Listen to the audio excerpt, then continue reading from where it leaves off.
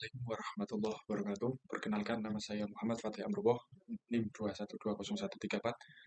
Pada kesempatan kali ini, saya akan memaparkan tugas UTS dari mata kuliah Aplikasi Entrepreneurship dalam Pendidikan Islam kelas C yang diampu oleh Bapak dosen Muh Nasruddin MPD. Eh, Tanpa berlama-lama, jadi saya akan memaparkan isi dari buku yang berjudul Kewirausahaan untuk Pelajar, Mahasiswa, dan Umum yang telah saya rangkum. Kemudian buku ini ditulis oleh Muiza dan diterbitkan pada tahun 2017 oleh penerbit NEM yang beralamatkan di Jalan Raya Pantai Belendung nomor 48 Kecamatan Ulu Jami Kabupaten Pemalang, Jawa Tengah. Kemudian untuk buku ini ada 225 halaman dan 19 bab yang terdiri dari pendahuluan, isi, dan penutup. Untuk isi dari buku ini sebenarnya terbagi menjadi 3 poin penting atau 3 golongan atau 3 aspek yang terkandung dalam bab-babnya, yaitu ada aspek psikologis, kemudian aspek realistis, dan aspek market atau aspek pasar. Nah, untuk aspek yang pertama, yaitu aspek secara psikologis. Jadi, pada umumnya, untuk menjadi seorang wirausahawan, kita sangat memerlukan yang namanya kesiapan mental yang matang agar mampu menangkap sebuah peluang dan tantangan zaman. Oleh karena itu, pada aspek ini membahas tentang identifikasi sifat-sifat wirausahawan yang diantaranya membahas tentang sifat-sifat umum, sifat-sifat khusus, kemudian parameter sifat-sifat pada negara maju, kemudian beberapa sifat warisan kolonial. Nah, pada sifat-sifat umum ini akan membahas tentang bagaimana cara kita mengetahui bekerja, cara bekerja kita, kemudian ada cara kita memanage waktu kehidupan sehari-hari kita, memanage keuangan kita, kemudian cara kita berpikir karena setiap orang tentunya akan berbeda-beda cara pandangnya. Kemudian ada sifat-sifat khusus yaitu memiliki superioritas tinggi atau kalau dibahasakan sekarang itu memiliki privilege ya. Kemudian ada keinginan dan kemauan yang keras. Kemudian pada aspek psikologis ini juga membahas tentang kepribadian watak dan temperamen dan watak wirausahawan. Karena di dunia kewirausahaan itu merupakan dunia bisnis yang penuh dengan ketidakpastian dan penuh resiko tentunya, di mana antara keberhasilan dan kegagalan itu bisa saja terjadi. Jadi, untuk menguatkan mental kita, kita harus tahu kepribadian kita, temperamen, dan watak wirausaha. Kemudian pada aspek psikologis juga membahas tentang etika kewirausahaan. Jadi, etika dalam berwirausaha itu bukan untuk dipelajari saja, tapi juga harus diimplementasikan ke dalam aktivitas atau kegiatan sehari-hari, baik itu pada aspek ibadah, muamalah, dan jinayah. Karena dengan etika, seseorang akan dapat mengetahui sejauh mana hal-hal yang menjadi batas pelanggaran moral seseorang. Jadi, oleh karena itu, pada bab ini sedikit mengulas tentang batasan dan fungsi faktor yang mempengaruhi etika, kemudian budaya wirausahawan Muslim, dan prinsip-prinsip dalam berwirausaha. Kemudian kita memasuki pada aspek yang kedua di dalam buku ini. Jadi aspek kedua yaitu realistis. Untuk memperoleh pendapatan aktual ya harus dilakukan dengan jalan berwirausaha. Maka dalam aspek ini membahas perdagangan, termasuk hal terkait dengannya berupa pemahaman customer service, kegiatan pasar, analisis pesaing dan persaingan, dan penilaian kelayakan usaha. Ada aspek realistis yang pertama, kita mempelajari tentang pemahaman customer service. Eh, Seperti yang mungkin sudah pada umumnya kita ketahui, jadi hidup suatu perusahaan memiliki ketergantungan dalam 3 hal. Yang pertama pada produk, kemudian pada pegawai, dan yang ketiga pada customer atau pelanggan. Nah, ketiganya itu merupakan unsur terpenting dalam sistem manajemen perusahaan, sehingga satu dengan yang lainnya memiliki keterkaitan. Nah, untuk menjaga hubungan tersebut, maka perusahaan menciptakan sistem pelayanan pada pelanggan dengan membuat customer service.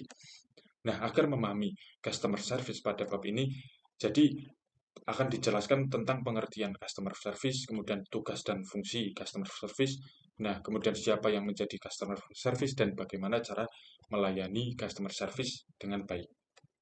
Kemudian pada aspek realistis yang kedua itu membahas tentang eh, kegiatan pasar. Jadi pasar pada wirausaha itu bisa diistilahkan sebagai lahan seni berdagang dan transaksi. Siklus ekonomi masyarakat bergantung pada pasar. Semakin pasar ramai, berarti roda ekonomi masyarakat itu berjalan. Tapi sebaliknya, bila pasar sepi, roda ekonomi masyarakat dapat dikatakan macet.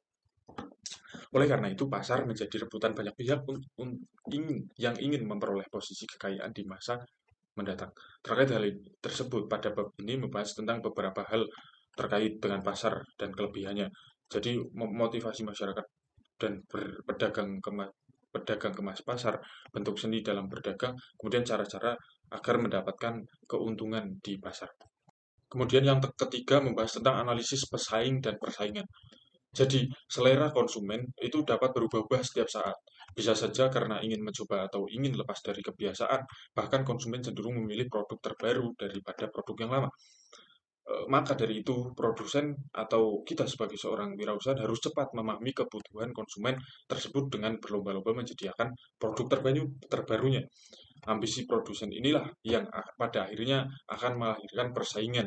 Oleh karenanya pada bab ini akan membahas tentang pengertian pesaing dan persaingan, motivasi para pesaing, reaksi dan strategi bagaimana menghadapi seorang pesaing. Pada aspek realistis yang terakhir itu membahas tentang penilaian kelayakan usaha.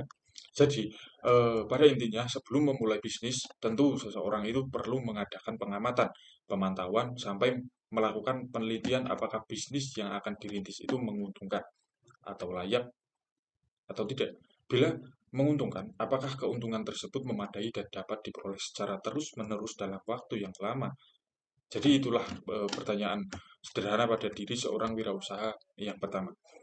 Nah, nasib itu memang di tangan Tuhan, akan tapi kita sendiri yang menentukan nasib, bukan orang lain yang menentukan kita. Untuk menjawabnya dalam bab ini akan membahas tentang pengertian usaha layak yang berkepentingan dalam usaha, membuat studi kelayakan usaha, syarat dan aspek-aspek dalam kelayakan usaha. Kemudian aspek ketiga pada buku ini yaitu aspek market atau pasar. Jadi bahwa segala keberhasilan bisnis itu sebenarnya terletak pada luasnya jaringan pasar. Jadi pasarlah yang bisa mengubah kondisi wirausahawan menjadi besar atau kecil. Maka pembahasan pada aspek ini terkait tentang pengelolaan marketing plan, bisnis plan, pengembangan pemasaran usaha, kemudian perlindungan usaha, dan inspirasi wirausahawan sukses. Jadi pada aspek market, yang pertama kita akan bahas adalah pengelolaan marketing plan. Yang dimana dalam manajemen marketing plan dan bisnis plan itu memiliki nilai yang berdekatan. Jika marketing plan atau rencana pemasaran berasal dari ide stakeholder perusahaan dalam bentuk kreasinya dan tidak dikodifikasi, sedangkan bisnis plan itu berasal dari kreasi seluruh stakeholders yang dikodifikasikan kemudian dijadikan acuan. Nah, di pengelolaan marketing plan ini nantinya kita akan membahas pengertian marketing plan. Kemudian yang selanjutnya kita mempelajari tentang strategi bisnis plan atau rencana bisnis. Jadi jadi bisnis plan itu hampir memiliki pengertian yang sama dengan marketing plan. Banyak yang berasumsi bahwa bisnis plan itu sama dengan marketing plan. Bahasan bisnis plan sekaligus juga membahas marketing plan. Padahal keduanya memiliki tujuan, prinsip, dan karakteristik yang sebenarnya itu berbeda. Bisnis plan lebih memprioritaskan pada rujukan dokumen, sedangkan marketing plan itu lebih memformulasikan pada konsep-konsep dan pelaksanaan pemasaran. Nah, untuk mengetahui perbedaannya dalam bab ini akan dibahas keduanya. Gitu. Nah, pada aspek yang selanjutnya itu membahas tentang pengembangan pemasaran usaha. Jadi persoalan yang paling menentukan dalam berwirausaha adalah apakah wirausaha itu dapat berkembang. Kemudian kapan mulai berkembang dan sampai kapan perkembangan wirausaha tersebut. Dan dengan cara apa untuk mengembangkannya.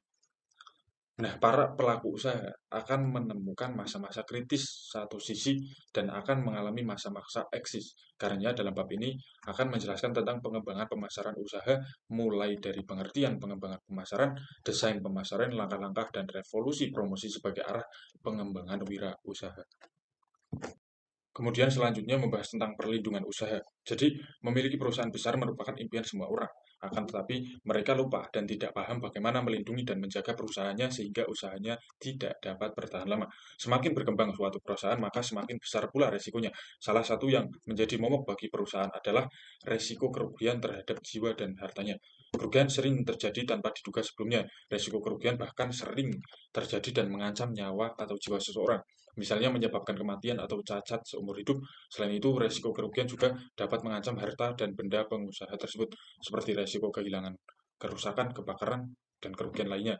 Risiko-risiko ini pada akhirnya akan menelan biaya besar dan membuat kehidupan usaha tersebut menjadi bangkrut. Nah, pada bab ini nantinya kita akan mempelajari tentang bagaimana pengertian perlindungan usaha. Oke, kemudian kita memasuki pembelajaran yang terakhir yaitu inspirasi wirausahawan sukses. Jadi, pada bab ini akan dibahas terkait dengan inspirasi wirausahawan yang sukses yang di dalamnya membahas tentang motivasi wirausaha dalam Islam, inspirasi wirausahawan yang sukses, dan era spiritual wirausaha.